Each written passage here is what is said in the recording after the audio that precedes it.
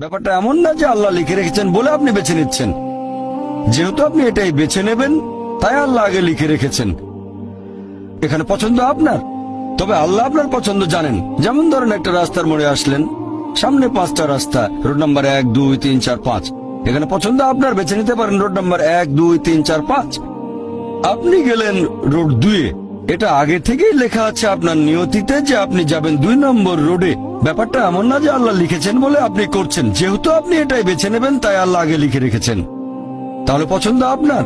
আপনি চাইলে টাকা উপার্জন করতে পারেন ভালো কাজের মাধ্যমে, হালাল উপায়ে, অথবা পারেন চুরি করে হারাম উপায়ে। পছন্দ আপনার। ধরেন চুরি করলেন, এটা আপনার সিদ্ধান্ত। তবে আল্লাহ আগে থেকে জানেন যে এই লোকটা সহজে টাকা পেতে চায়, তাই চুরি করবে। তাই আল্লাহ আগে লিখে রেখেছেন যে এই লোকটা 25 বছর বয়সে চুরি করবে।